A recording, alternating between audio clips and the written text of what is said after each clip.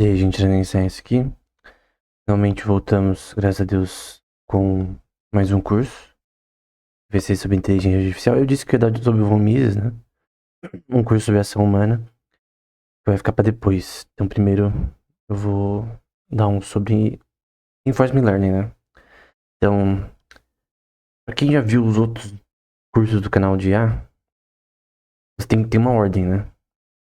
Recentemente teve o lançamento de inteligência artificial geral.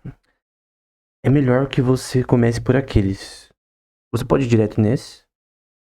Eu vou ensinar tudo desde o começo. Só que se você for ver os anteriores, principalmente o primeiro, fica mais fácil de entender. O primeiro tem 16 horas. Então, qualquer você já consegue a base pra fazer os outros. O de inteligência artificial nos games. E o de inteligência artificial geral, que foi o último vídeo que eu postei. Dele tudo, né? Tudo junto. Mas se você quiser fazer isso direto, tudo bem. Você só tem que ter um pouco de conhecimento de álgebra linear, matrizes, coisa do tipo. Mas mesmo assim, mesmo que você não tenha feito nenhum, tipo, eu vou ensinar desde o básico, então não precisa, assim, ter um conhecimento prévio tão grande, embora eu recomendo que você faça os outros primeiro. Então, se você quiser, né? Se você quiser ir nesse direto, você pode ir. E no geral, as aplicações aqui são para robótica, inteligência artificial nos games e outras aplicações de reinforcement learning, né? E o foco vai ser entre artigos, né? Então, vou pegar. Tô usando uma bibliografia que tá na descrição.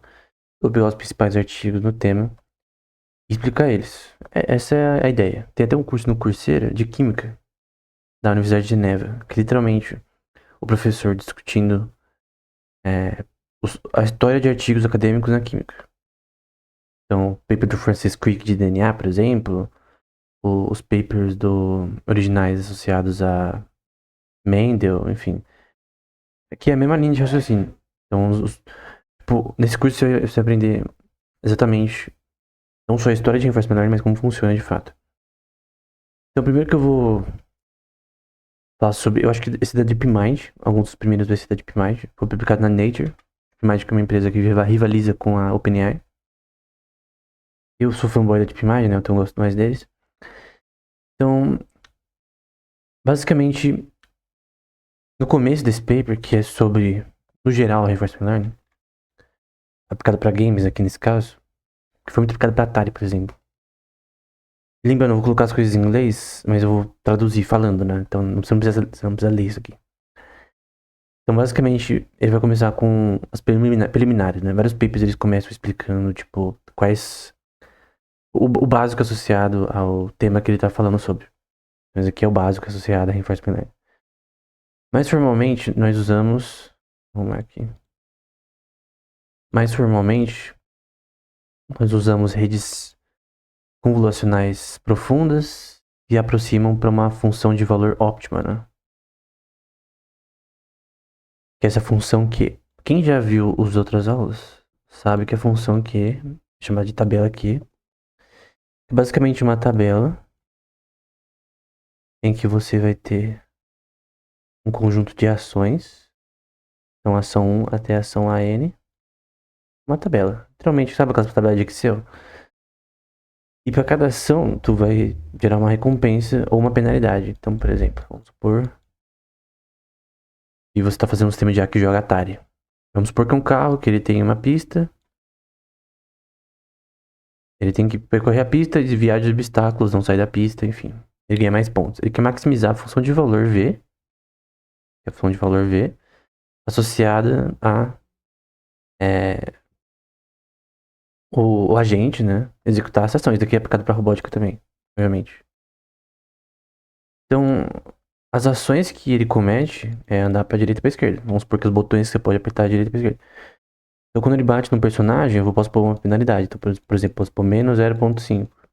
Quando ele morre totalmente, perde todas as vidas, eu posso pôr menos 1. Se ele faz alguma coisa que eu acho que é correta, que é, por exemplo, desviar dos obstáculos e vencer a tela, eu vou pôr mais 1,0. Ou desviar de cada obstáculo individualmente, eu posso pôr mais 0,5. Normalmente você faz essa tabela você mesmo. Então o próprio pesquisador no código, ele coloca essa tabela. A parte de código é muito mais fácil que parece. Hoje em dia você tem Keras, por exemplo, que é uma linguagem de IA muito fácil de usar. Então a parte de programação não é difícil, mas o importante também é você saber o tema em si. Você entender como funciona tipo, por trás para depois você aplicar de certa forma a parte de programação que não é difícil. E no caso você vai ter a soma, vamos supor que eu tenho a soma dessas ações. Então, vamos supor que eu tenho a soma, que é esse valor chamado sigma, de todas as ações, por exemplo. Aí mais um que vai ser todas as ações. Então a primeira ação mais a segunda ação, então ação 1 mais ação 2 até todas as ações que o meu sistema cometeu. Para cada ação eu vou ter recompensas, né? Então quando o meu personagem ele desviar lembra daquele carrinho que tá na pista, né? Ele tá andando na pista, quando ele desviar dos inimigos, né? Ele vai receber uma recompensa. Então eu vou ter que assinalar o código vai assinalar automaticamente uma recompensa. Vamos supor que o A1 ele conseguiu desviar de inimigo, então vai ser mais 0.5. E assim sucessivamente para todas as ações. E essa recompensa a gente chama de R. Então R1 até Rn. Aqui tudo básico, tá? Tentando ensinar o básico para depois. Eu não vou ensinar todas as aulas isso, né? E essa equação aqui basicamente é a mesma ideia. Eu tenho a tabela Q, né? Que é esse asterístico, que é uma tabela que é futura, que você vai calcular ao longo do tempo. Tem os estados e ações do sistema. Esses estados a gente denota como frames por segundo no contexto de IA para games e também de robótica, porque também o robô ele usa uma câmera, normalmente, e ele é um agente, né? E ele vai usar a câmera para visualmente saber, ok, ali tem um copo. Um sistema robótico que pega um copo na mão, por exemplo, uma bola na mão. Os frames por segundo são os estados do sistema. Então S1 até Sn. Então você tem a imagem. Vamos supor que aqui é o primeiro frame. Literalmente um frame, vamos supor que sejam 30 frames por segundo. Então eu tenho uma coleção de SN frames, 30 por segundo. O robô tá mexendo na câmera ao longo do tempo, é o sistema de IA jogando Super Mario que tá se mexendo ao longo do tempo. Então esses estados, esse S, são os frames por segundo, no contexto que eu citei, né? Normalmente é frames por segundo. Então você tem a tabela Q dessas duas coisas, né? E aí, você tem a maximização, que é você pegar um valor máximo, esse é o objetivo do algoritmo. Essa policy, eu já vou explicar posteriormente, mas é basicamente. Pensa em algo que vai melhorar o aprendizado. E a policy normalmente ela tem o próprio gradiente dela para ela se auto-melhorar em relação a propriedades que vão melhorar o aprendizado do sistema. Aqui esse é o valor esperado, uma função probabilística também. Você tem as recompensas que eu citei, literalmente as recompensas numéricas que se recebem no tempo. Esse gama, que eu até pôr de vermelho, são as penalidades. São os valores negativos, né? Então os outros são positivos. Esse mais um significa que eu tô pegando várias ao longo do tempo. Uma sequência de recompensas associadas a ações. Mais gama ao quadrado. As recompensas mais dois. Por que mais dois aqui? Porque literalmente tá falando que tem várias. É uma soma contínua de recompensas e penalidades. Vai mais dois até mais n. Eu vou até colocar assim. Até n. Pra ficar mais fácil. E aí, isso daqui vai ser condicionado. Aí eu vou deixar aqui em cima, né? Quando você vê esse traço aqui, um condicionamento, né? Isso daqui, condicionado a esse daqui, que são os estados ao longo do tempo, as ações ao longo do tempo e a policy. Então, o seu sistema de. Tá jogando do carrinho lá que anda ele pode ir pra direita e pra esquerda. Essas são as ações. O seu agente vai pressionar elas ao longo do tempo. E os estados são os frames por segundo. Não é complexo. Não é difícil. Depois você entende notação, a matemática desses aqui é muito mais fácil, parece. E aí, você tem aqui que o máximo vai ser a soma das recompensas RT, descontado pelo gama, que são as penalidades. E a policy vai ser uma função probabilística de π, que é policy, nesse contexto. Não é 3,14, tá? Π aqui é a policy. Com uma função probabilística de ações dados os estados do sistema. Por que isso? Você concorda que o meu sistema de IA, ele tá Ele pode ir pra direita e pra esquerda. Tem os inimigos, obstáculos, porque aqui tem os obstáculos, né? Então tem os obstáculos que você tem que desviar ao longo do tempo. O objetivo é você ir até o final da parte da tela. Concorda que a função de probabilidade é as ações desse agente, que é a primeira coisa que ele tem que fazer. A tela vai seguindo, tem que ir pra direita e pra esquerda pra não morrer. Dados frames por segundo. Então, é a probabilidade de ações dados frames por segundo. Simples. Essa é a função probabilística mais básica. Mas pra quem já viu o curso sobre inteligência artificial geral, a gente vê que é muito mais que isso, né? Mas aqui é o básico, do básico. Em relação a isso, né? Eles vão dizer, né? Primeiro utilizamos um mecanismo bioinspirado, né? Inspirado no cérebro, denominado replay de experiência, né? Esse paper, ele foi muito importante porque ele introduziu uma coisa chamada Experience Replay, ou Buffer Replay, talvez, que é muito aplicada em jogos, né? E é aplicada para xadrez como AlphaZero, AlphaGo, que é outro jogo. E outras IAs posteriores, elas usavam muito esse replay de experiência. Pensa em uma forma de você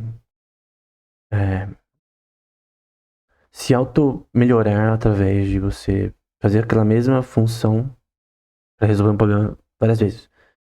Eles vão dizer que randomiza os dados, removendo assim correlações na sequência de observações e suavizando a distribuição de dados, né? A distribuição é a parte probabilística. Né? Eles vão dizer, nós parametrizamos uma função de valor. Então vamos lá, né? Função Q. Essa função Q é uma tabela com os estados, os frames por segundo, as ações do sistema. E teira são os parâmetros. Esse I significa que a gente tem ionésimos parâmetros. É igual a 0, 1, 2, 3 até N. Então tem o ionésimos teira. São parâmetros. Parâmetros podem ser os pixels da tela, depende. Nesse caso é pixels. Ainda mais que eles estão usando redes convolucionais. Eu não vou ensinar redes convolucionais aqui, que eu já ensinei em outro curso. Que é o primeiro de inteligência artificial do canal. Então eu não vou ensinar aqui. Mas eles estão usando redes convolucionais. Que é basicamente... como posso dizer? É uma forma de você lidar com imagem de uma forma diferente. Nesse caso, a gente está lidando com frames por segundo. Então, você tem os parâmetros ao longo do tempo, os weights, que são as sinapses artificiais desse contexto. Aí você performa o Experience Replay, né? O replay de experiência. Ai, caramba. Que vai ser E. São as experiências do agente. E. T é de tempo, né? T também vai ser igual a 0 até N. Então, T vai ser igual a... Por que 0 até N? Porque o tanto vai rodar esse programa. Não é infinito, tá? Mas... A experiência vai ser igual aos estados do sistema. T é igual a T0 até N. Então são N estados, né? Quando você rodar esse jogo, por exemplo. Quando você rodar esse robô na rua andando. As ações ao longo do tempo. Recompensa ao longo do tempo. E esse T mais um são os estados futuros. Quando você viu mais um, são os futuros. Os outros são os que estão acontecendo agora. Passados, de certa forma. Embora a gente tá falando de uma probabilidade markoviana. Aí você tem os dados que vai ser D, DT. Até pôr de outra cor.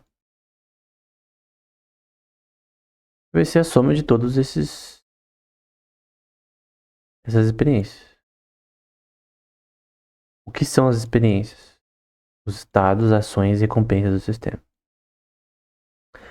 Frames por segundo, ações do agente, teclas pressionadas, sei lá, e recompensas. Só que lembra que a recompensa está associada às ações, né? Os estados são os observáveis, né? Na verdade, tudo aqui são páginas observáveis, na verdade. Basicamente, essa é a lógica. Os observáveis normalmente a gente denota como O, até N. Isso aqui a gente vai ver posteriormente. Normalmente, o grupo de ações e recompensas estão dentro dos observáveis, enfim. E aí você tem a função de atualização, né? Então você quer que o sistema atualize, que ele melhore, né? Que nem quer aprender, por exemplo, o ser humano, ele aprende com os erros, né?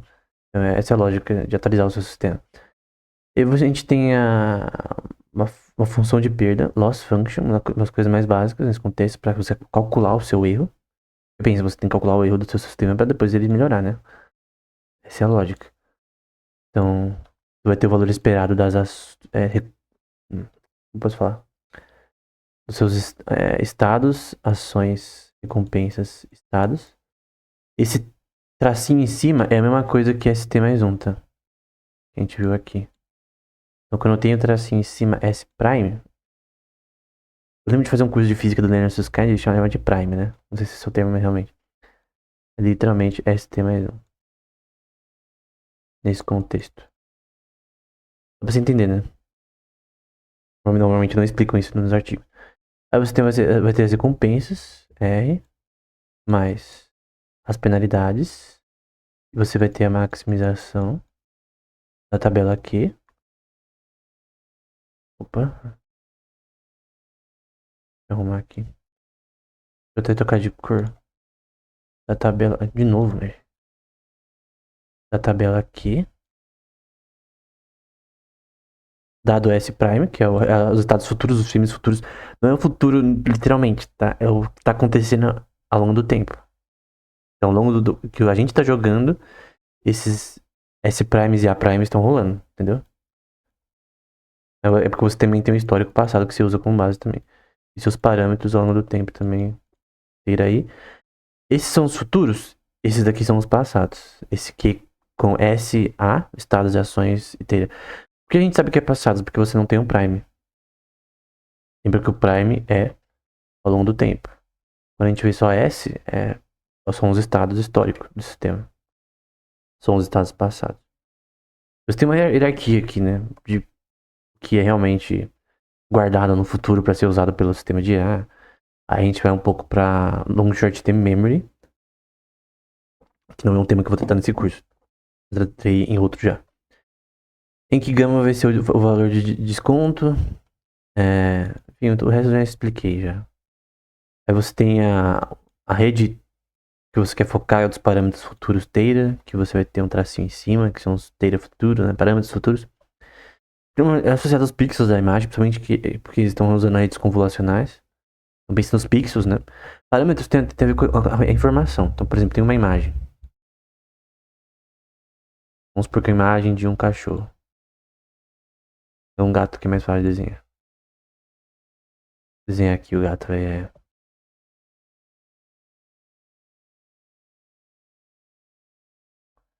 Esse aqui é um gato, tem uma imagem de um gato. Eu vou quadricular essa imagem. Essa é a melhor forma de entender da minha visão, né, pessoal? Eu vou quadricular essa imagem. Vou reduzir para pixels. Então, cada pixel. Cada quadradinho de pixel, sabe? Grayscale também, preto e branco. E esses pixels são os Theta. São os parâmetros. O parâmetro é a informação dentro do que você está trabalhando, que é a imagem, nesse caso. Então, cada frame por segundo você tem parâmetros Theta. Não é um parâmetro Theta. São ionésimos parâmetros Theta. Quanto mais pixels, mais complexo você rodar o programa. Então, obviamente, tipo... Normalmente, redes convolucionais, a ideia é você fazer um downsize, né? Você tem imagens que você está usando como um banco de dados que tem, sei lá, 300 por 300 de pixels. Só que isso é muita coisa, você reduz ela para ser menos pixels na parte de computação. Mas quando você aplica um aplicativo, sei lá, para reconhecimento facial, que você está colocando ali uma imagem que tem uma resolução alta, mesmo assim o programa funciona. Mas ele foi treinado num conjunto de dados com menos pixels, né? Porque, obviamente, quanto mais pixels, mais difícil de computar. Aí você tem a rede convolucional para rodar esse sistema. Aqui é o input, aqui é o output. Eles vão dizer, né? Nosso método de Deep Learning supera os melhores métodos de aprendizado da época, tá? Esse paper de 2015. Aprendizado por reforços existentes em 43 jogos. Então isso aqui foi aplicado em Atari, se não me engano.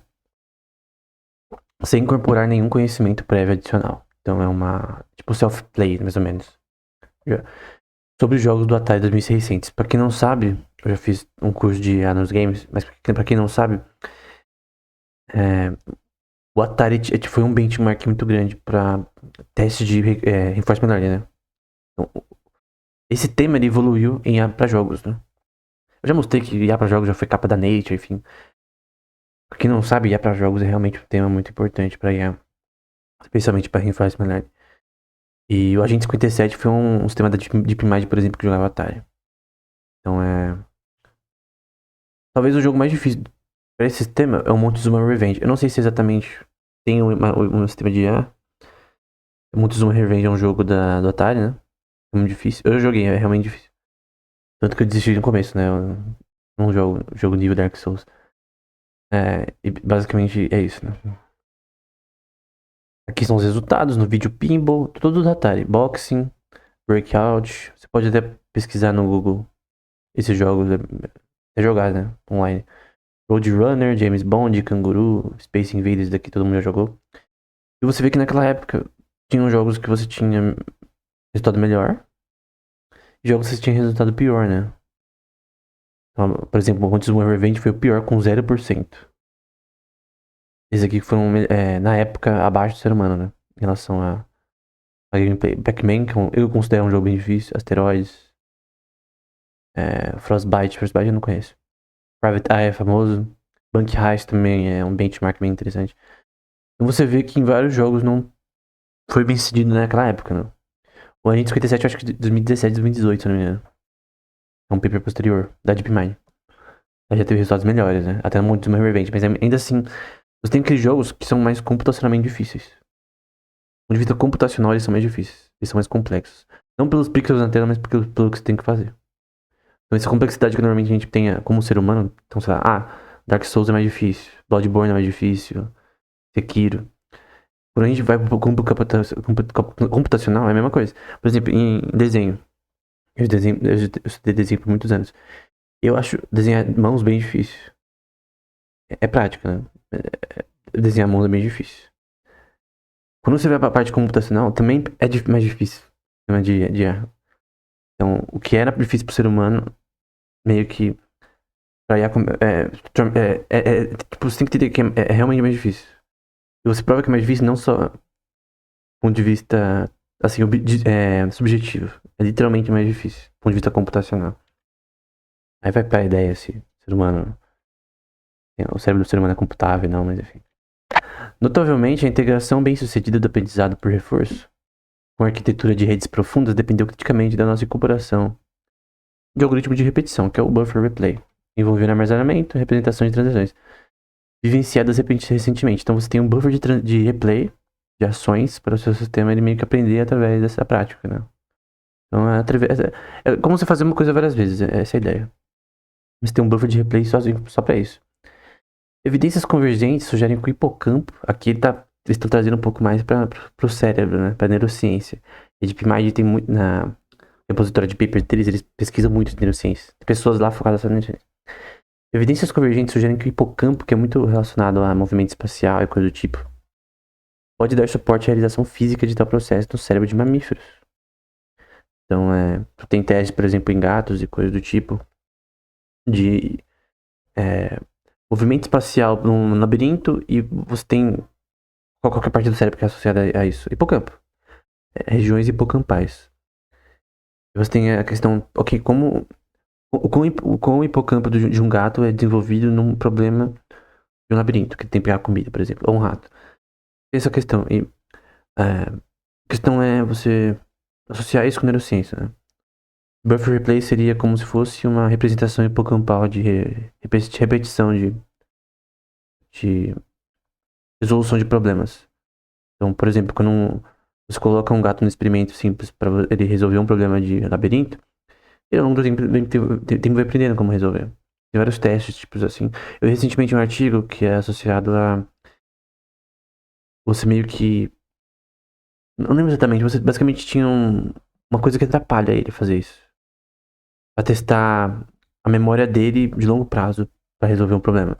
Porque tem essa questão, ou um gato, ou um animal, né? Animais no geral.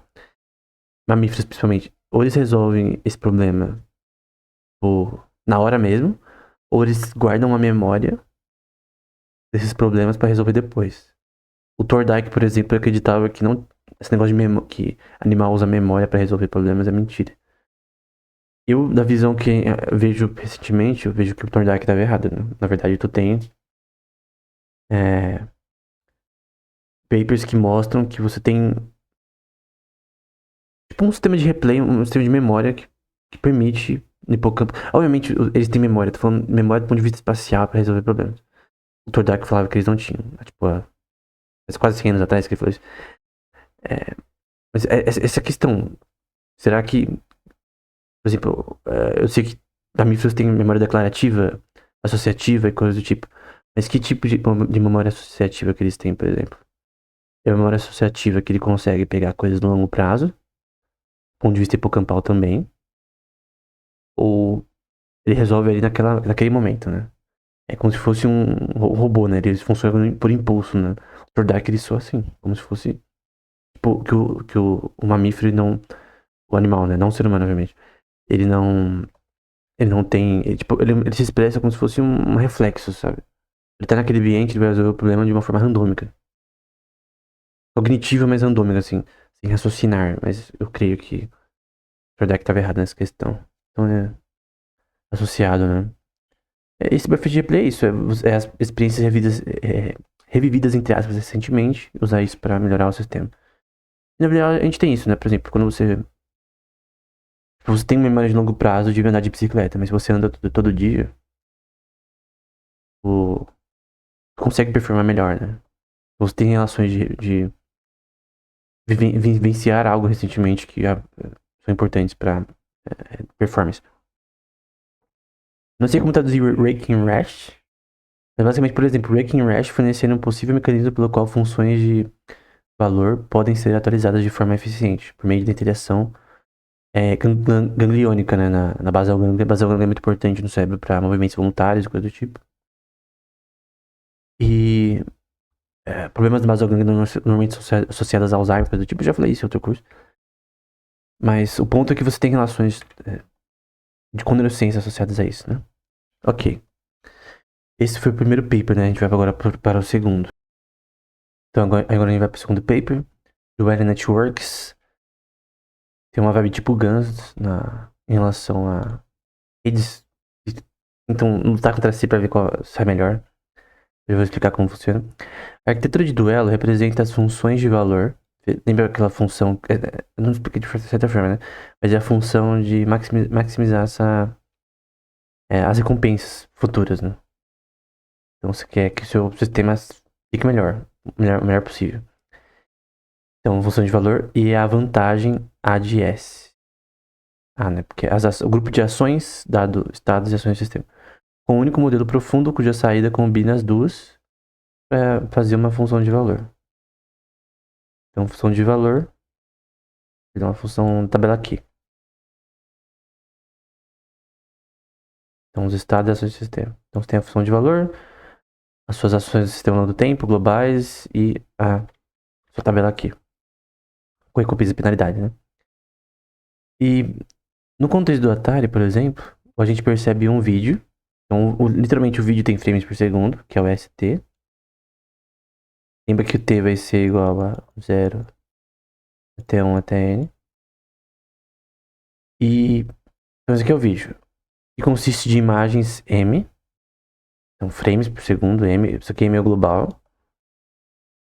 E no fim vai ser.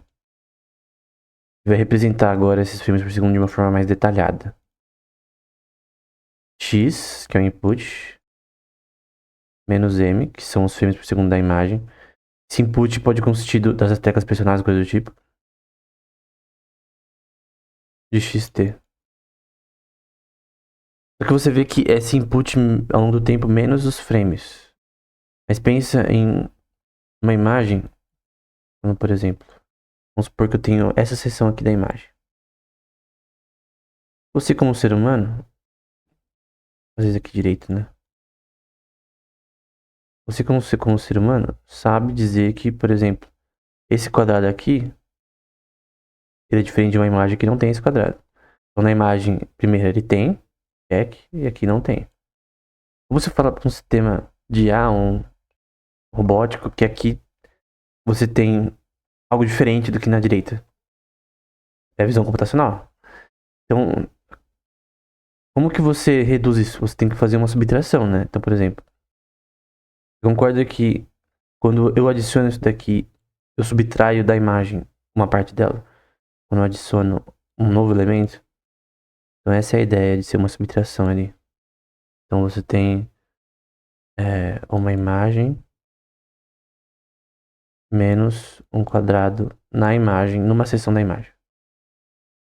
que está aqui. Pode estar em outro lugar também, pode estar aqui, não importa, é o lugar. Por isso que essa ideia de subtração na visão computacional. Eu tentei explicar da melhor forma. Isso tudo dentro de S, que são os frames no geral, ao longo do tempo. Aí a gente escolhe a ação dentro do conjunto de ações AT. Então é a soma das ações dentro do espaço global de ações. Esse A gigante é isso. A soma de todas as ações. Aí tá representando como norma, né? Que é todas as ações ao quadrado, mas não importa. E observa a recompensa do sinal RT produzido nesse simulador do jogo. RT são as recompensas. Então RT1 até RTN. Então, o ambiente é literalmente um jogo. Eu esqueci o nome desse jogo, mas é um jogo do Atari. Você tem que ir pra direita e pra esquerda. Um jogo padrão aí. Até hoje a gente tem as versões modernas desse tipo de jogo, de você desviar de obstáculos enquanto a tela vai se movendo. Tem os pontos aqui embaixo, mas, por exemplo, onde você quer focar? Esse é um pouco do paper, né? Você quer focar aqui, né? Então qual que... Eu tenho que ver que tem um inimigo aqui. Que eu tenho que desviar. Eu tenho que meio que... Ao longo dos frames por segundo, entender de onde os inimigos estão vindo e desviar. Não tem como desviar antes de saber de onde eles vêm. A não ser que eu prevesse o futuro, mas não é o caso. No sistema de IA humano. Então, essa região aqui que tá meio vermelhinha é a região que a função de valor vai representar pro próprio sistema de IA entender, ok, tá vindo inimigos ali. Eu tenho que ir pra esquerda, pra direita, enfim. Tá vindo inimigos de vários pontos diferentes, eu tenho que ficar pra esquerda, enfim. Ver muito na direita. E também ver os pontos também ao mesmo tempo, né? Então a gente busca maximizar o valor esperado descontado, em que define essa função de desconto da forma mais básica, que é um padrão, tá? RT, que é as recompensas. Você tem a soma global ao longo do tempo de tal, que é esse T estranho. E aí a função de desconto gama, que são as penalidades. E a transição ao longo do tempo dessas penalidades. Então é a soma de todas as penalidades. Só que esse tal é literalmente pensa no tempo no geral, menos o que tá acontecendo agora. Então pensa que eu tenho uma linha discreta de tempo. Vamos supor que vou separar aqui, ó. Aqui são os frames por segundo. Vamos supor que cada bloquinho aqui são vão ser 30 frames por segundo. Aqui tem 30 frames, aqui tem 30 e assim sucessivamente. Vamos supor que tudo isso daqui é tal. Opa. Tudo isso daqui é tal. Mas uma parte daqui é t.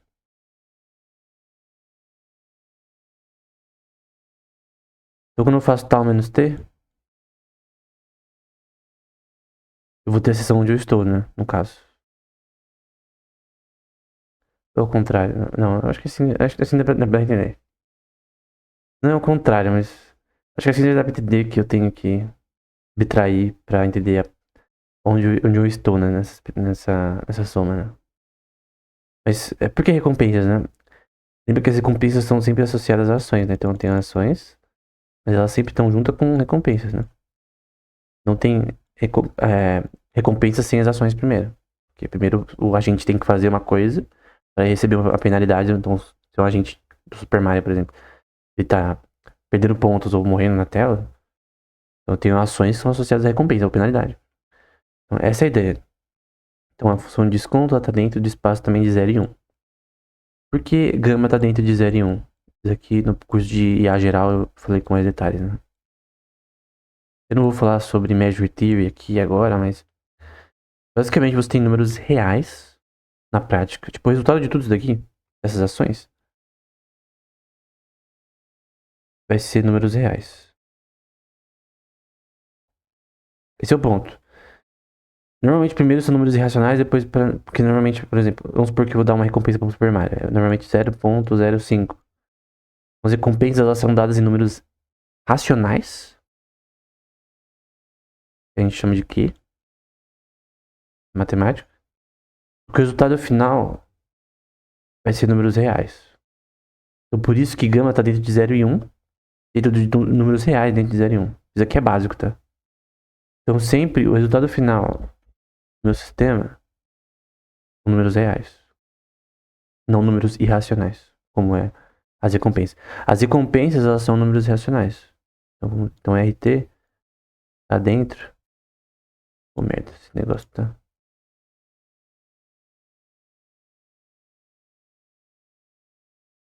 Vou tirar alguma coisa aqui.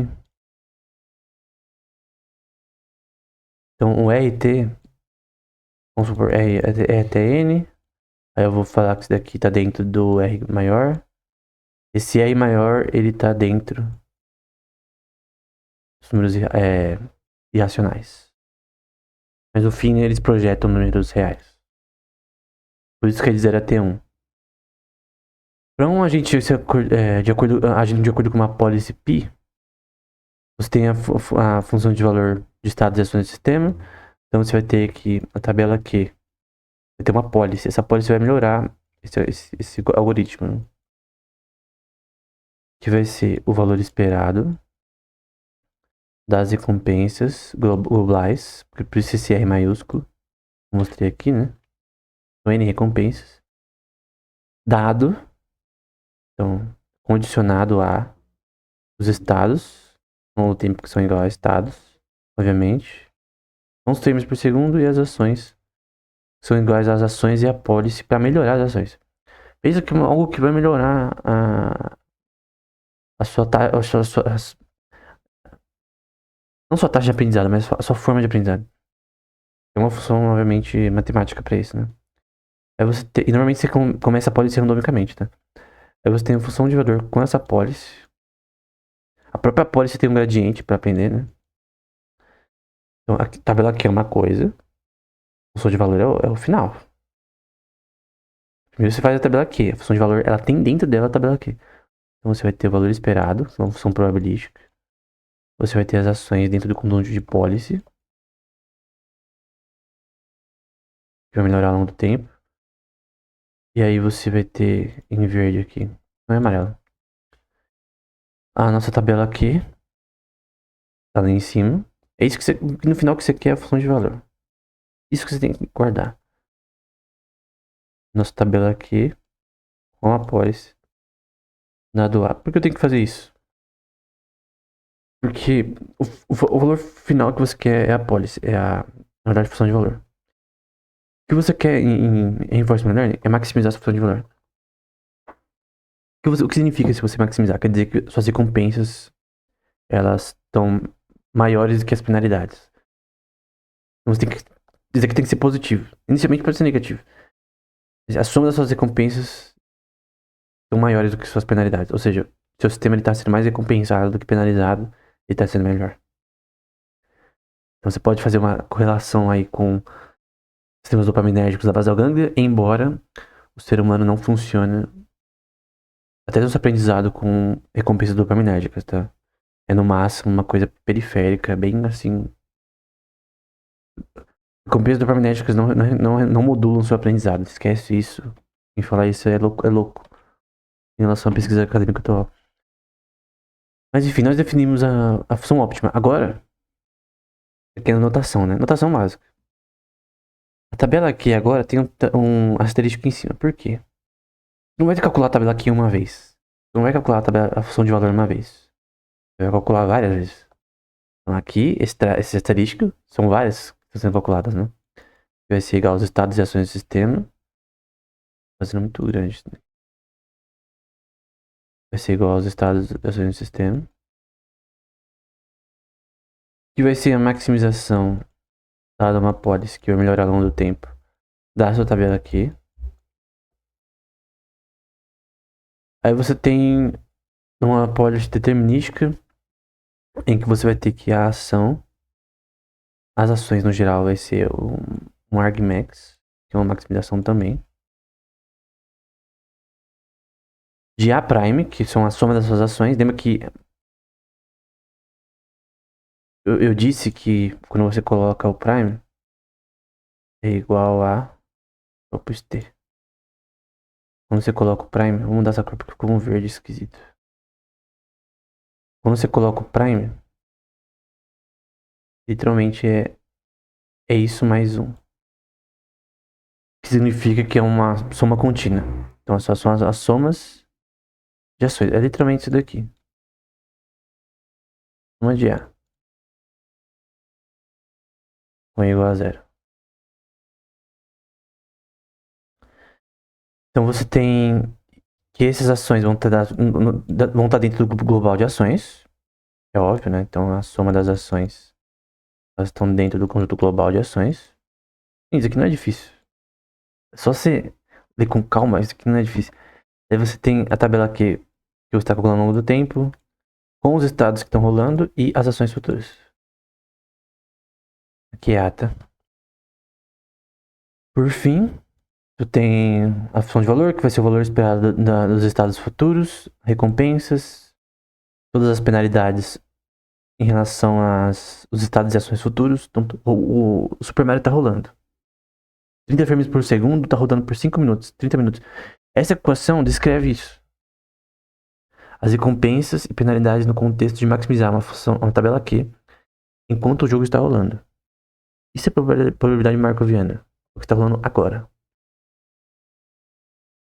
Dado os estados e ações do sistema. Então, dado o Super Mario andando do lado pro outro, o joguinho do Atari, o carro indo pro lado pro outro.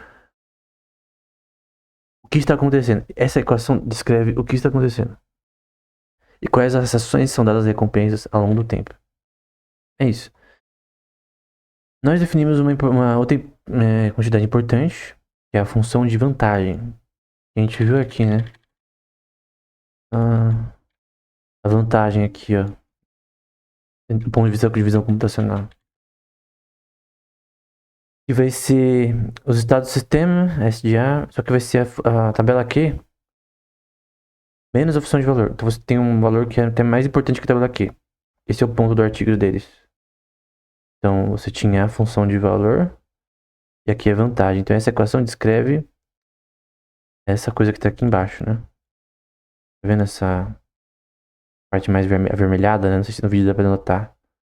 Mas aqui é com o sistema de área tá vendo, né? Tentando entender na prática. Então você tem esse valor final, que vai ser a tabela aqui menos a função de valor.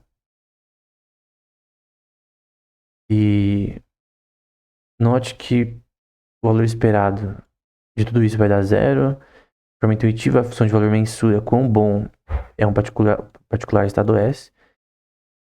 E a função de valor mensura... Ela mensura ao longo do tempo o que está acontecendo atualmente, né?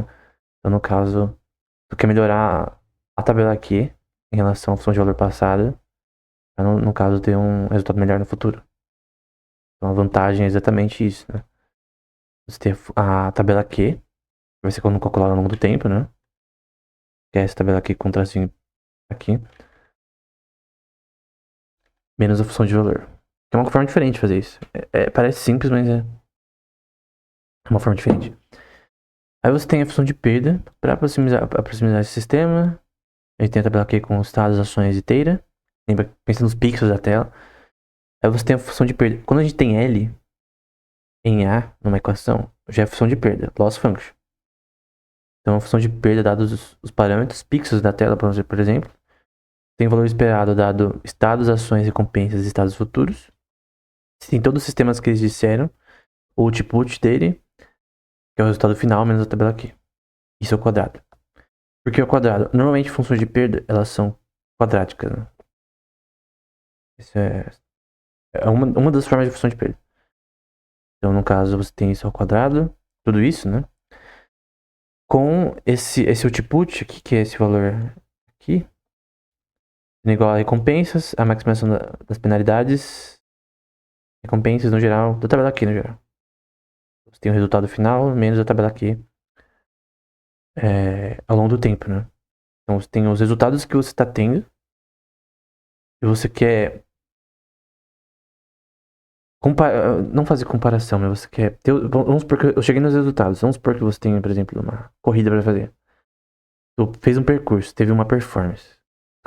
Quer comparar a sua performance atual com as que você teve anteriormente para você melhorar, né? Aí você vai ver e entender, no que eu errei, algo que eu poderia fazer diferente. É isso que esse sistema tá fazendo aqui de uma forma computacional. Ele tá vendo pro que ele fez anteriormente e tentar resolver esses erros. Tá vendo os resultados que ele teve e calculando com os passados. Então, embora esses daqui são os futuros, né? Deixa eu dizer de uma forma mais clara, porque senão pode confundir. Porque a gente vê Prime aqui, nos estados de ações do sistema, esses aqui são os futuros menos os passados. Essa é a função de perda. Então são... dado o que está acontecendo atualmente no meu sistema, compara com o passado, eu tô agindo melhor ou não. Se eu não tô agindo melhor, se a minha função de valor não tá melhorando, eu tenho que mudar. E aí o sistema diário vai mudar suas ações pra, de fato, ter melhores resultados. É que nem a gente faz. Eu tenho um exemplo de uma corrida. Vamos supor que você tá fazendo uma coisa mais... Uma prova, por exemplo, do Enem, que vai ter logo logo. Você vai comparar sua performance anterior com a atual. O que você pode fazer pra mudar a sua nota futura? É isso, cara. Tu vai pensar de forma objetiva que você tem que mudar. Porque claro que quando a gente faz isso como ser humano, a gente tá pensando, ó, pô, tem nenhum segredo. Mas quando você passa pra parte computacional, como eu faço isso pra um sistema computacional? É mais difícil. Ainda, por exemplo, eu como ser humano, eu pego um copo de água, eu tô literalmente pegando um copo de água agora e tomando água. Pra nós é algo simples, mas quando eu vou fazer um sistema robótico fazer isso, é extremamente difícil. Andar, fazer um sistema andar já é difícil. Mostra como a criação de Deus é extremamente perfeita, né, e complexo. Enfim, essa é a ideia. Resumo, ações futuras menos as passadas. Futuras no sentido que estão acontecendo no tempo, no meu sistema. Tanto que, por exemplo, se você ler os papers de Dota 2, PNF 5, os sistemas de que jogam jogos, eles melhoram ao longo do gameplay. Comparando o seu estado da arte atual com o passado, né? Aqui é o gradiente, né? É Gradient Descent. Então você quer achar as partes mais baixas de funções convexas, né? Acho que na verdade devo representar assim. Então, função convexa quer achar as partes mais baixas, né? É o local minima. Eu já falei sobre isso no curso de A primeiro, né? Então não vou dizer o que é local mínimo aqui, mas é basicamente as partes mais baixas de funções não convexas. Então você tem um gradiente, que é literalmente gradient descent, que é achar as partes mais baixas de funções não convexas. Os seus parâmetros, que é literalmente os seus dados. E a função de perda disso. Opa, eu fiz muito grande isso aqui. E a função de perda disso. Então você tem os pixels nas imagens dos frames por segundo do tempo. E você quer calcular as partes mais baixas, os seus erros. É isso. Aí vem desde Cauchy. No Voz Impressa eu fiz um artigo recentemente que eu citei alguns artigos da história de Gradient Descent. Você vai ter o valor esperado dos estados do sistema, ações, recompensas, estados futuros. Isso dentro do contexto da função de perda, que tem uma mudança agora. Que é os meus estados atuais, que estão acontecendo, rolando agora. Menos os passados, eu vou mudar de cor para ficar mais claro. Menos os passados. Isso aqui é futuro, isso aqui é passado. T são os parâmetros. E você tem um gradiente disso. Pra você calcular o erro, né? Isso que é IA na prática, né? Você calcular as partes mais baixas de função não convexas para você atualizar seu sistema para encontrar o erro. Então é isso que é IA na prática, né? Várias formas de descida de gradiente. Com métodos semelhantes. E essa função de perda. Cálculo de erro. Lembra que é o conceito, né? Então eu tive performance num jogo, vamos supor, eu quero melhorar. Na sua mente você vai calcular isso. Da forma que Deus criou sua mente nossa mente pra realizar essa computação na nossa mente. Aqui é a mesma ideia, só que do ponto de vista algorítmico. Mas o predicado é, eu quero aprender com meus erros. Como que eu faço? De vista computacional, né? E aí você tem as expressões para vantagem. Vai ser a tabela Q de S de A com a nossa função de valor mais a vantagem. A gente vai ter essas duas coisas. Lembra que a vantagem é a função é uma tabela Q menos a função de valor. Aí você vai ter o valor esperado. Não, perdão. A função de valor VP de S com o valor esperado de A dado uma apólice. Tem essa tabela aqui em si. Coisa que a gente já viu antes. Aí vai dizer que essa vantagem no fim vai ser igual a zero. Vai ter uma função determinística futura aqui. Eu não vou escrever aqui. Ah, eu vou escrever também. É bom porque aí lembro, né? Porque tem uma asterística aqui, né? Eu não vou te responder, né? Pensa um pouco, porque tem uma asterística em cima. Já tá a resposta ali, né? Mas pensa do que você já viu até agora, né? Porque tem uma asterística agora não há. Dole uma, dole duas, dole três. É porque são ações futuras, né?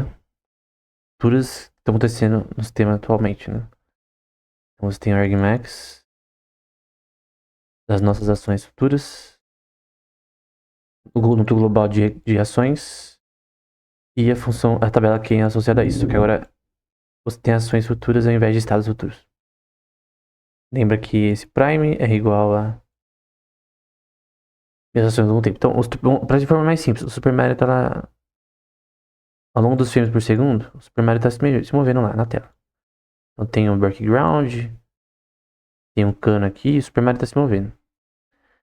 Os frames por segundo. É isso aqui.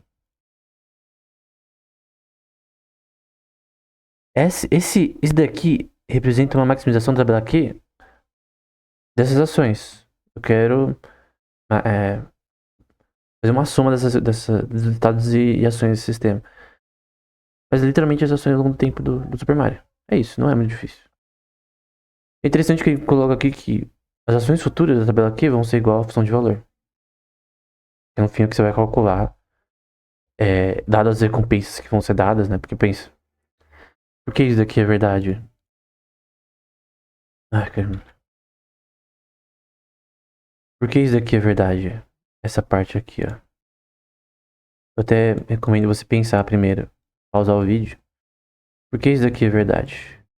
Que é igual a VS, a função de valor. Porque pensa, minhas ações futuras, que é Prime, nada mais é do que meu grupo de ações. Todas estão associadas a recompensas, né? Como eu disse antes várias vezes. RN. Como esses dois são inseparáveis, no fim a minha função de valor que tem os dois, vai no fim. No fim o que eu quero são as ações futuras, né? Esse é o ponto. Vamos considerar uma rede que duela uma com a outra, onde você tem redes conectadas. Aqui vai para uma parte que você não precisa aprender necessariamente, é uma parte só desse artigo específico. Não é como se fosse um tema também, assim, relevante atual.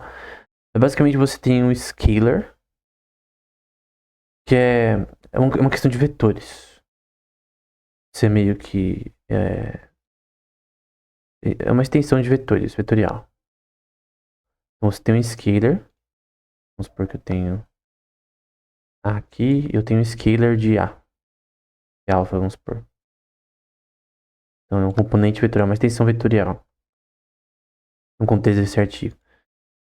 Que vai ser V dos estados do sistema, dos parâmetros e esse scalar.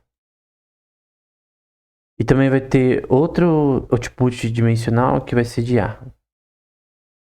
Então, vai ser o conjunto vetorial. Aqui a gente tá falando só de vetores. Tudo é vetor também aqui, mas... E esse daqui vai ser chamado de alfa, né? E teira denota os parâmetros das redes convolucionais, enquanto alfa e beta são parâmetros das redes interconectadas, né?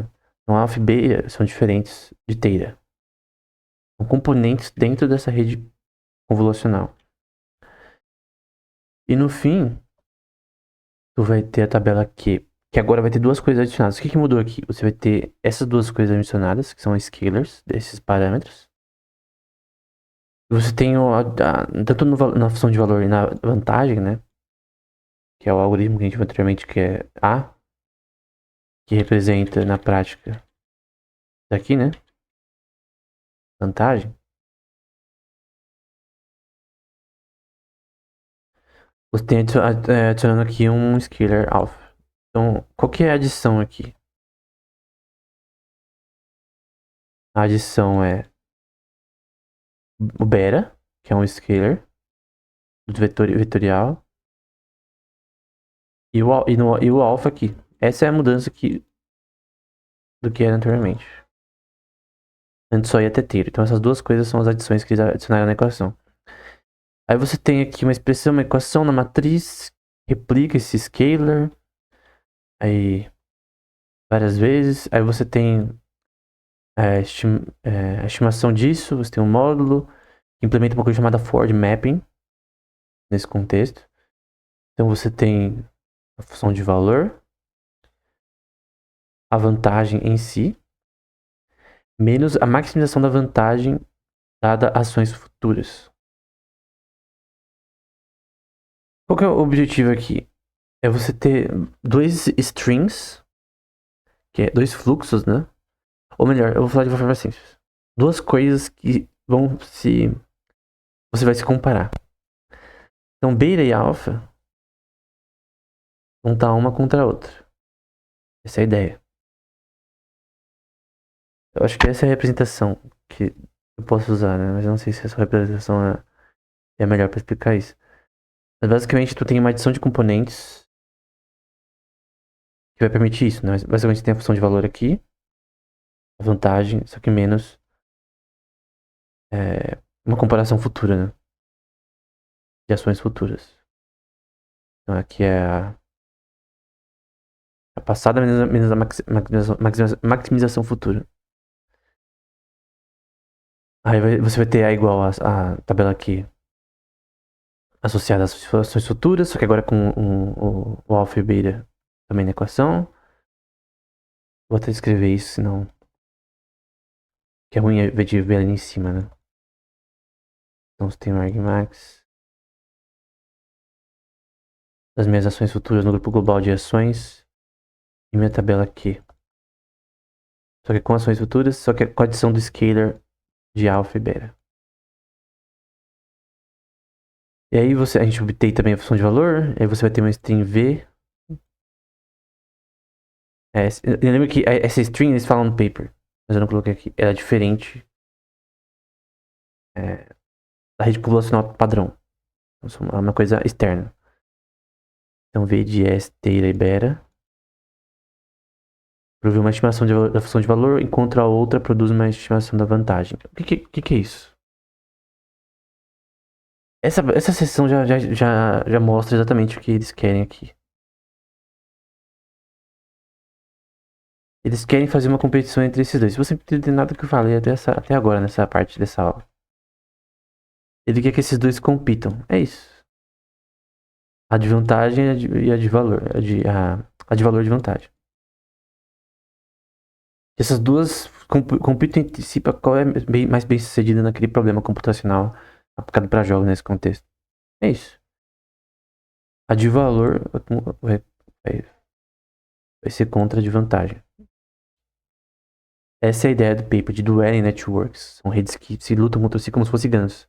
Porque no GANs você tem um discriminador com o fabricador de imagens falsas, né? Eu esqueci o nome do termo. Não é F não, mas...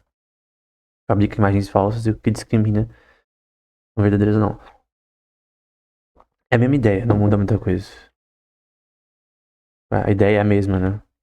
Então por isso tem uma vibe de ângulo de fellow esse paper, né? Aqui eles só expandem que eles mudam, que em vez da maximização, eles colocam como se fosse um normalizer. Então você tem uma função quadrada, eu acho que uma função quadrada é um norm, né? Uma função quadrática de todas as ações. Você faz isso com a soma das ações futuras e a vantagem que você está calculando. Essa é a ideia. Aqui é a mesma coisa, não mudou nada. Ele só mudou um pouco a equação. Resultados no Atari, né? Na época de 2016. Atlantis, tênis, foi melhor no Atlantis. Space Invaders foi melhor do que o outro artigo que a gente viu em 2015, por exemplo. Então esse artigo já foi melhor do que o que a gente viu anteriormente. Fast Byte, Double Dunk, Pac-Man já foi melhor no Pac-Man, 53%. Vê que em um ano a melhora foi muito alta, né? Só que não foi bem no Mutismo e Revenge, né? Então, outros jogos são mais difíceis, realmente. Mas ele foi bem no Pac-Man, que o outro sistema não foi bem, por exemplo. Então, é bem interessante essa questão. Ok, segundo paper. Agora a gente vai para outro chamado Rainbow. Pra terminar essa aula, eu sei que demorou bastante, né? Uns vão demorar um pouco mais do que os outros. Só pra citar esse paper chamado Rainbow, né? Que é outra técnica também que é bem interessante nesse contexto. Num contexto que já existia esses dois papers anteriores. Então, esse paper de 2018. Então, a gente tá vendo a evolução nesse mesmo tema. Então, vai usar outros métodos para comparar com, por exemplo, o Dueling Networks, enfim, que a gente viu anteriormente. Então, primeiro eles explicam processos macrovianos. Eu gosto disso. Todos os papers que citar isso, eu vou explicar, que é bom para você ter a memória, né? Eu acho que a segunda pedra, a primeira pedra que fala que a gente tem que ter, sempre trazer à memória as mesmas coisas que a gente aprendeu anteriormente. Isso é verdade, a gente tem que sempre buscar fazer as coisas várias vezes, para realmente guardar na mente. Então eu vou sempre explicar processos marcovianos, mesmo que seja repetitivo, né? Então essa interação é formalizada por um processo marcoviano. Tudo que a gente viu é processo marcoviano. E o processo marcoviano ele é definido como uma coisa chamada tuple. Tuple é o conjunto de ações que esse sistema é definido. Então você tem um grupo global de ações S, grupo global de ações A. Como eu defino essas ações? Esse S grande nada mais é do que ST mais 1. Ou SI. Ou S1 até Sn. Então são a soma de ações. Perdão, de estados. Frames por segundo nesse contexto de jogo. Aqui é de ações. Então eu tenho N ações. Ou a soma de ações. E aí você tem também T. Eu tenho que. Vou pôr outra cor porque eu acho que pra achar outra cor igual àquela vai ser difícil. Que é a função de transição das ações. Tá aqui, né? Literalmente, essa função de transição é muito importante. Por exemplo, eu tenho um personagem. Ele está aqui. Aí agora ele está aqui no outro frame. Depois de 30 frames por segundo ele está aqui. 30 frames por segundo. Depois de 30 frames ele está aqui. Depois aqui. Você concorda que é um ciclo de transições de ações? Essa transição a gente marca como estados, ações e estados futuros. O estado futuro, por exemplo, qual é o estado inicial aqui? Pensa um pouco. Aqui, né? S0. Vamos supor que aqui seja S10. Eu vou colocar S10, mas se você quiser por frames por segundo, coloca. É que normalmente ninguém usa os estados como frame por frame. 30 segundos tem 30 estados, não. Normalmente é grupos, né? Então, sei lá, a cada 5 frames é um estado, é mais ou menos assim. Então, não é literalmente um frame por segundo, um estado por segundo, não é isso. Aí vamos supor que aqui seja S20 e aqui S30. Então, esses são os estados futuros. Então, esse é o estado futuro, esse foi o inicial. É uma transição. E aí, é assim que você define essa questão. E aí você tem as recompensas, que nada mais é do que todas as recompensas, e as penalidades. Mas pode falar, porque as ações não estão aqui dentro desse tuple? As ações já têm um link de recompensas, então todas as ações estão associadas a recompensas. Então já infere implicitamente que tem as recompensas, as ações dentro da recompensa. Então são coisas da mesma moeda, né? E essa função de transição, ele vai ser igual a uma função de probabilidade dos estados ao longo do tempo, que é igual a S prime, condicionados aos estados passados e ações passadas. Mas essa função de transição de estados, eu posso fazer essa função de transição de ações também. Então, Mas nesse caso eu acho que não fica a mesma coisa. Aí você tem a função de recompensas, que é R, recompensas dados os estados e ações do sistema. Então, dado os frames por segundo do sistema e as ações, eu usei o exemplo da bolinha, das recompensas, né? Então, vamos supor que vocês viam de um inimigo, tinha um inimigo aqui, pulou do inimigo, você ganha pontos por pular do inimigo, ou pular em cima da cabeça do inimigo, num Dragon Ball de GBA da vida. Basicamente, vamos supor que aqui você ganhou amarelo. Você ganhou mais 0,5 por fazer isso. É uma recompensa. Essa é a ideia. E aqui gama, que é a função de desconto. Esse é o básico de processos markovianos aplicado nesse contexto, né? E outras aplicações, né? Mas aí não é o caso. No lado do agente, a ação de seleção tem uma policy que define a distribuição de probabilidade de ações para cada estado. Então, a policy, que eu falei anteriormente, é uma função probabilística. Também tem um gradiente associado a ela. Para cada estado você encontra ao longo do tempo, você vai ter uma função de desconto, que é esse GT, que vai ser igual a uma soma de K operações, começa com 0, né? Por isso K é igual a 0. Nossa função de desconto ao longo do tempo, dado K operações, cada vez que eu rodei esse algoritmo, dado recompensas, né? Porque as recompensas podem ser negativas ou positivas, né? Mas todas são recompensas. Sendo negativas ou não, elas são recompensas. Que é uma função de desconto de futuras recompensas coletadas pela gente. Então, ao longo do gameplay, ele vai coletando as penalidades e recompensas dos erros que ele comete, coisas corretas que ele realiza. Em que os parâmetros Teira são os pixels por segundo. E no fim você vai ter um produto, que é esse pi gigante, dessa função de desconto. Que no caso é uma multiplicação, no caso, né? Que é uma multiplicação matricial na prática, né? E aí a gente busca maximizar o valor esperado de desconto de retorno. Então ele quer ter uma máxima de valor possível, dado penalidades e recompensas positivas e negativas. E os parâmetros dessa rede neural são optimizados usando o gradient descent. Uma forma, aqui é uma função de erro, tá? Então você tem recompensas, penalidades futuras, né? Menos as passadas. É a mesma ideia que eu falei anteriormente. Então aqui são as futuras, uma função de desconto de penalidades e recompensas futuras versus as passadas. Então você quer comparar o que eu fiz agora com anteriormente. Eu tô melhor ou pior? Se eu tô pior, eu tenho que melhorar. Se eu quero maximizar ainda mais a função de valor. Na verdade, como você faz isso constantemente, você calcula esses gradientes, tu tá basicamente sempre comparando suas ações do output atual menos o passado. Versus o passado. Então, é o meu output atual menos o passado. Deu pra entender, né? Então, eu tenho uma gama de resultados Y. Primeiro foi horrível. O atual é esse daqui, vamos supor, tem mais um. Aqui foi o Y1, Y2, todas as vezes que eu dei o algoritmo.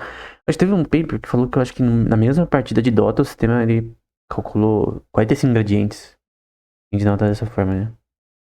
Vamos supor 45 gradientes calculou, enfim. Não importa, a questão é que eu calculando e melhorando. Com o ser humano não é diferente, né? Eu creio que às vezes em diversos contextos, mas tem uma curva de aprendizado, por exemplo, jogando Call of Duty Mobile. Somente telas que é por rodada, né? Sabe aquelas que rodada que você morreu, acaba a rodada e tem que destruir a bomba, estilo Counter-Strike? Numa tela nova, às vezes na própria tela, durante as rodadas você aprende os erros que você não pode cometer e o que você deve fazer. É a mesma ideia. Você aprende durante a partida. Obviamente com partidas novas, mapas novos, a sua curva de aprendizado é maior, na verdade. Quanto mais você joga uma tela, mais essa curva de aprendizado ele tem uma estabilização, porque você acostumou aquilo e pra você melhorar ainda mais, tu tem que buscar, sei lá, uma forma de pensar diferente, enfim. Muitas pessoas se acostumam à tela, meio que ela já fica manjada, né? É pra você usar dela melhor, Ou você tem que jogar muitas partidas, ou de fato buscar formas melhores de resolver os problemas, né? Isso é muito importante no Call of Duty Mobile, porque eu creio que tem que ter uma estratégia nesse tipo de partida de destroyer de bomba, né? É a mesma ideia aqui. Então, essa é a função de perda, né? Aí você tem uma coisa chamada Teira Bar, que a gente já viu em outros artigos, que é essa perda de gradiente. Tem os parâmetros Teira de uma rede online. E os termos representam. Essa rede online quer dizer que vai estar rodando ao longo do tempo. Tá? Essa representa os parâmetros. Teira, com traço em cima, representa. Theta bar, né? Representa os parâmetros de uma rede esperada. Você busca no futuro que ela seja uma cópia periódica desse sistema para ser otimizado. Né? Então, pensando na sua informação futura, ao longo do tempo desse sistema. Aí você tem o replay priorizado, que é uma parte do paper deles, que é um replay buffer, né? Um sistema de repetição para o sistema aprender. Isso aqui é muito importante para jogos. Idealmente nós queremos um sample frequente de transições. E aí vai ser... Tem Pro Difference Learning que vai ser denotado dessa forma aqui, né? Você tem EDT condicionado a recompensas. Recompensas e penalidades futuras menos as passadas. Mesma ideia que eu já falei anteriormente. E redes que duelam entre si. Ele vai explicar também essa questão. Redes que duelam. Eu vou citar o paper que a gente viu anteriormente, de 2016. É literalmente o paper que a gente viu anteriormente.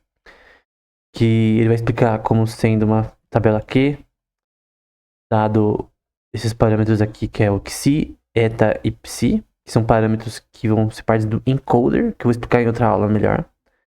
Mas basicamente são parâmetros que vão estar, por exemplo, são parâmetros que vão estar associados a esse sistema. Então, o encoder é F, na verdade. F xi é o encoder. Esse new eta é a string de valor e a vantagem é o alpha psi. Então, de forma mais clara. Vamos com calma aqui. Esse daqui é o encoder. O que vai pegar isso daqui e juntar tudo. Esse aqui é o value string. Vai ficar versus o string de vantagem. Lembra do outro paper? A gente tem... Vou voltar aqui tudo. Esse versus esse. Essa é a ideia. São duas redes que competem uma com a outra. E aí... Você vai ter... Aqui a de vantagem é o A. A de psi, que é o value string, tá aqui. Basicamente, você vai ter esses parâmetros que vão estar associados a essa tabela aqui. Mas basicamente é uma rede que duela entre si na prática, né? Em que você vai ter a de vantagem vai ser essa daqui, o encoder dela. Esse aqui é de valor. Eu vou fazer de forma mais simples. Ó, de forma mais simples, é essa. Vai ser contra essa. Menos a soma da de vantagem, que é essa daqui. Também. Dividida pelas ações ao longo do tempo desse sistema, né? Mas essas redes eu estou indo uma contra a outra. Ele já tá explicando. De forma diferente, essa mesma coisa. Aí, outra coisa que eles vão citar aqui é o multi-step learning. Em que é o key learning que acumula recompensas singulares de forma randômica. Aí você vai ter as recompensas ao longo do tempo, como a soma das penalidades, gama de T, K operações e as recompensas e operações ao longo do tempo. Você rodar esse algoritmo, aí você vai ter as recompensas, a mesma coisa de antes, a função de perda aqui, né? A função de desconto futura menos a passada, tudo ao quadrado, é o básico da função de perda, né? São coisas que a gente já viu. E aí eles vão voltar os resultados do sistema dele, que é o Rainbow, né? Então o Rainbow teve melhores resultados de todos os outros sistemas anteriores, né? Como Actor Critic, que é o A3C, que eu já mostrei em outro curso. Redes que duelam entre si, ou de forma prioritarizada, que a gente já viu anteriormente, que é essa daqui, né? Que eles explicaram esse de papers antigos, né? Só que o sistema deles funcionou melhor. Esse é o ponto. Paper de 2018, né? Então dá pra ver aqui o Rainbow, que tá até com cores arco-íris, né? Você vê que ele, ao longo dos milhões de frames por segundo que vai rodar no jogo, eles vão performando melhor do que outros sistemas. Esse foi o primeiro vídeo. Obviamente foi um vídeo longo. Alguns vão ser mais longos do que normal. E é melhor do que ficar dividindo em partes, né? Pequenos. No fim, eu vou pegar todos esses vídeos e juntar numa coisa só. Não sei quantos vídeos vão ter. Já tenho 7 preparados. Eu vou publicando ao longo do tempo. Eu vou fazer depois também, voltar com podcasts e vou voltar com outros tipos de vídeos de evolução humana também. João Mises eu vou dar posteriormente. Quem tiver afim de ajudar, por exemplo, pode ajudar lá no o Pix do canal, tá na descrição. Você pode ajudar um pouco, de repente, pra melhorar a qualidade de áudio e tal. No geral, tem um pouco de chiado, mas pô, não tem o que fazer, né? Eu tenho que fazer as aulas, então.